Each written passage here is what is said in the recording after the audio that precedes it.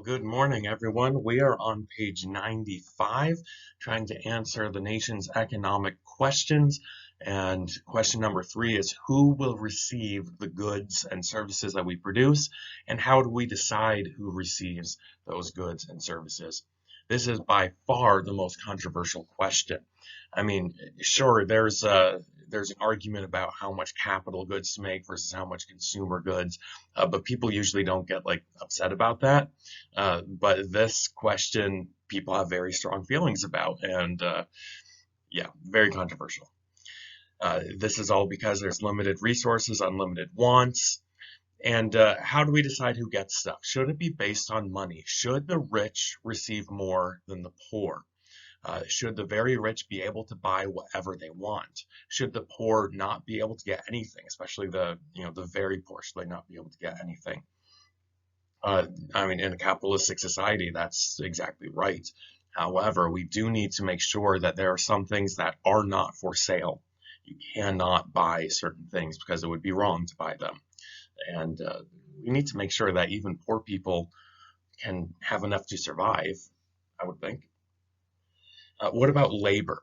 Should working harder or longer give you more stuff than people who don't work as hard? Is value based on the amount of energy produced? Or what about people who work smarter, not harder? I don't know. What about education? Should a degree, a college degree or a high school degree, get you more opportunities? And that would be people saying, you're not even allowed to apply for this job unless you have this degree. That's quite common in America. People say, if you want to apply for this job, you have to have a degree in this field. What about politics? If you are a member of a certain political party, should you get rights and privileges that do not come if you are not a member? We don't have that in America. We have that if you're like Delta Airlines member, you get to be in the Delta lounges in the airport. Just saw one of those not too long ago. But you don't get any rights or privileges by signing up as a Republican, a Democrat, or anything else. However, in other countries, you are. When we talk about communist Russia, not all Russians were part of the Communist Party. The Communist Party only allowed its special people to be part of the Communist Party. And being a party member gave you lots of rights and benefits that being a normal person did not. Same thing with Germans and the Nazi Party. Just because the nation is Nazi does not mean that you are part of that elite clique. What about age? Should the elderly, should infants get more than, for instance, healthy young adults? What about equality? Should everyone have the exact same amount of stuff as everyone else? And what about equity? Equity is not equality, it's more the idea of fairness, that you get what you need, which of course begs the question, well, what do people really need versus what do they want? What would be nice versus what is an absolute necessity? And who gets to decide that, and who gets to pay for it? How are those things produced? In America, there's a huge wealth disparity between the richest and poorest Americans. Think about Jeff Bezos, who in his divorce gave half his money away and was still one of the richest people on the planet, if not the richest person on the planet. It's just insane. Think about how much richer he is than you. Do you know if Jeff Bezos made $1 million every single day from the birth of Christ? That would not make up as much money as he has today. That is an insane amount of money that he has. Compare his wealth to yours. Now compare your wealth to homeless people on the street. And you see there's a huge wealth gap. In a command economy, the government tries to prevent that wealth gap and close the wealth gap so that there cannot be any super rich people and there cannot be any super poor people, make everyone more equal. Step 1, everyone starves to death. Step 2, now they're equal. Winston Churchill, I think I put this in your PowerPoint a little later on.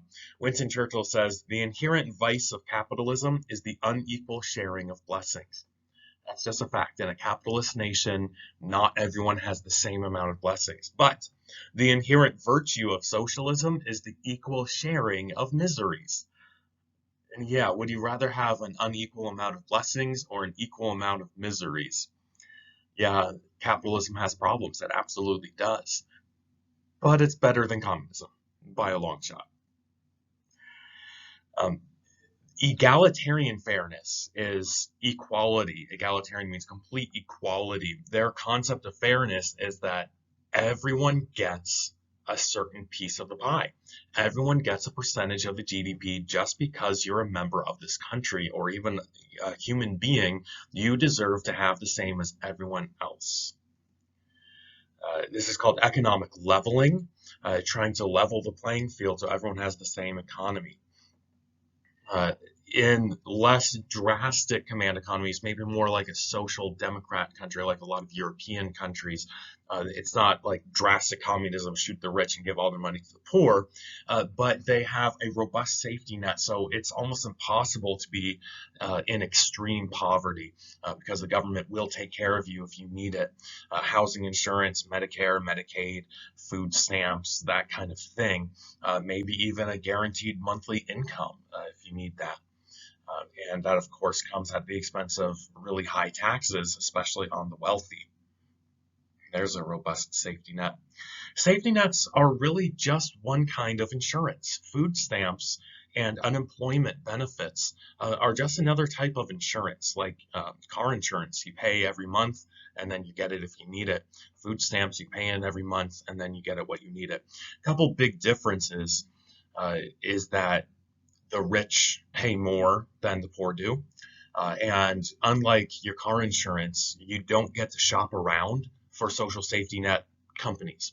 If you have Geico car insurance and you don't like them, you could switch to Allstate. If you don't like Allstate, you could switch to State Farm. And you get to shop around. But you don't get to shop around for your unemployment insurance. You have to pay the government for the unemployment insurance. That's actually one of the biggest concerns I heard about Obamacare was not that the new healthcare program was terrible. It's just that it was forced. There were no options. Maybe it's even good for most people, but what if it's not good for me? I don't have the option of buying someone else's insurance. I have to buy it through the government. And people don't typically like being forced what to do. Maine just passed a right to food amendment, which is sort of a social safety net. Interesting things there we don't have time to go into right now, but look up the Maine Food Amendment. The government does all this with heavy taxing, heavy spending. There is definitely a trade-off, though. I think everyone would recognize it's very nice to take care of people. However, making it very difficult to fail costs so much money that it makes it difficult to succeed as well. When you're trying to lift the poor out of poverty, you're also pushing down the wealthy out of their wealth. And you know what? I am not going to get upset if you decide to tax Jeff Bezos a little bit more. You know, he can afford it. I think every country in the world recognizes that you ought to tax rich people more than poor people. But when you go to an extreme, the more you tax the wealthy, you can punish success. And there's the truth quote. You punish success and you reward failure. And that's really not good in the long run. So you have to make sure that, yeah, you are helping the poor, but you're trying not to hurt everyone else too much at the same time. And even though communist countries claim they want equality, they claim they want to help everyone, claim they want to eradicate poverty, in practice that never happens. They give huge wealth percentages to the wealthy 1%. Stalin and other communist leaders, they're claiming equality for everyone, but everyone else in their country is starving and they're driving around in the most expensive cars to their dachas, their beautiful mansions. It's like, really? They're setting price controls that's hurting the entire economy, creating breadlines for everyone else, and yet they still have this huge wealth gap between them, the leaders, and the people they're claiming to serve. So This egalitarian fairness looks really nice on paper and doesn't work nearly as well in real life.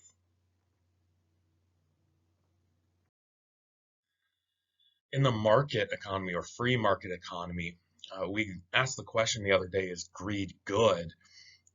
In the market economy, your wealth is determined by how much you help others. Unless you're lying, cheating, and stealing and manipulating people. If you've ever heard of a pyramid scheme before, that's not making wealth by helping people. That's making wealth by hurting people. Never good. But typically, the way it's supposed to be in capitalism, the only way to make money is by selling a product that people want. You're meeting people's needs at a fair price too, because if you charge an unfair price, people won't buy and you won't make a profit. Unfortunately, though, in a capitalist society, you're going to inherit your parents' wealth. So there might be very, very wealthy people today who have done nothing to deserve that. They've not helped the people around them. It's their great great grandparents did something to help others, and now they're just sitting back and enjoying the rewards of someone else's labor. But that's just life. Some people are born rich. Why should I work hard to help people who don't work? Is the question of capitalism. Why should my money go to pay for people who have failed at capitalism? We have to be very careful when we ask this question not to confuse can't with won't or don't. Cannot work is one thing. Will not work is completely different. And is not working, does not work. It might be either one. Be very careful not to make snap judgments on people that you have no idea what their financial situation is. You see someone begging on the streets, you don't know if they're a drug addict who made foolish decisions and lost all their money that way, or if things happened that were completely outside their control. Did they lose their job because they were a bad worker, or did they lose their job because the boss made a bad decision and the company went bankrupt? You don't know. Don't make snap decisions. Don't pat people on the back for being rich. Don't, criticize people for being poor. There could be a lot of different situations out there. Got to be careful not to judge.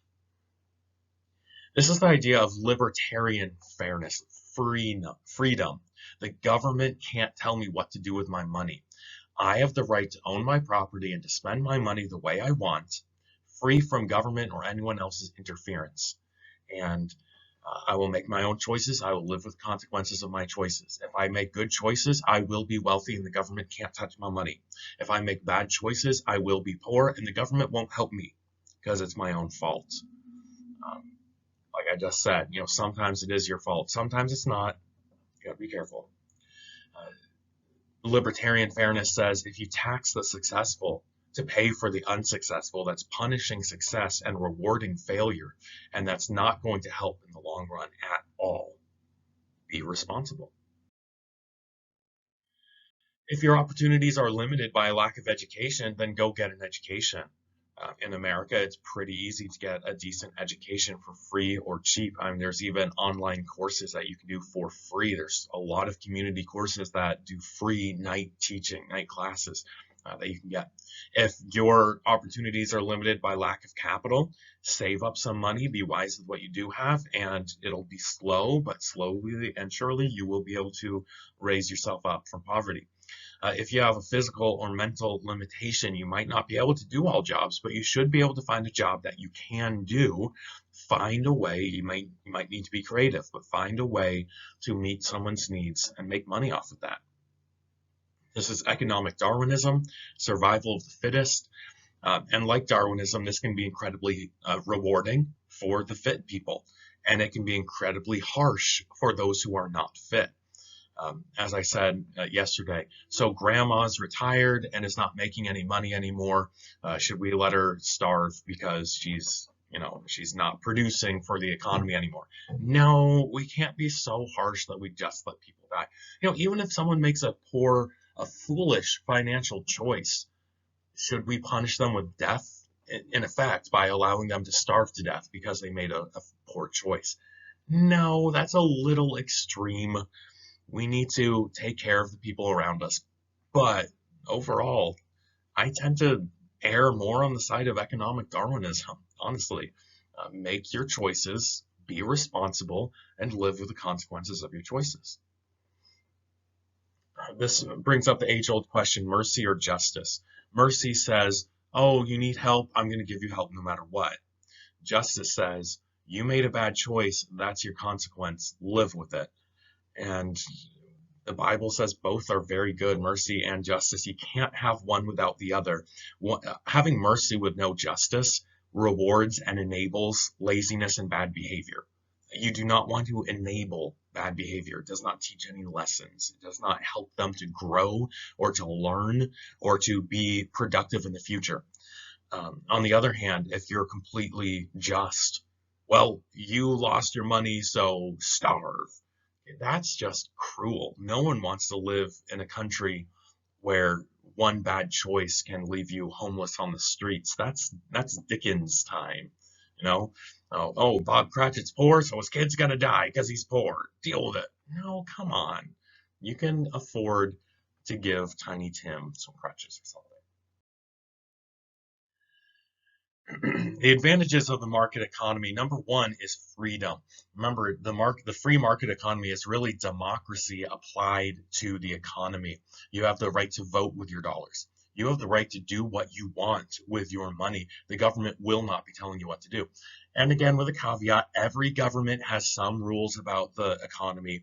No matter what your government is, even very free governments do have some restrictions. But you know your goals, you know your values, and you get to spend your money on your goals and values. Number two, efficiency. The government isn't telling you to make things that nobody wants. There's very little effort and stuff wasted. As soon as you realize there's a surplus of an item, you stop making it. Whereas in a command economy, the government might not realize that there's a surplus or might not care. And they say, well, make more anyway, even though nobody wants it. It's wasted effort, wasted labor. I'm actually hearing this is one of the big problems with the Russian invasion. They have a very different logistic strategy than America's and the Western militaries do. In the West, when your unit needs more bullets or bandages or whatever you need, the commander radios back and says, we need X, Y, and Z, and puts in an order, and then that stuff comes to the front lines. In Russian military doctrine, they do it's called a push strategy. They give what they think the front lines need, no matter what they say. So there may be extra of one type of ammunition showing up and not enough of another type of ammunition showing up because the government says that's what you need, whether that's what you actually need or not. It's a problem. Wasted effort. And number three, stability. If the prices stray from the equilibrium in a free market, they get pushed right back to the equilibrium very quickly. And if your company refuses to go to the equilibrium, someone else's company will go to the equilibrium. In a command economy, the government might keep that price and the production very far away from the equilibrium and just have all those negative consequences and won't do anything about it. There's a shortage of food. Oh, well, there's a surplus of this. We'll make more. Yeah. And they just live with their own consequences. Not very clever. Free market definitely has problems, but it is really, really, really efficient, stable, and free. Next time, we will look at what the Bible has to say about this. The Bible does not have a lot of specifics about the economy, but has an awful lot to say about justice, freedom, kindness, mercy, laziness, hard work, and we'll look at a bunch of Bible verses next time. See you later.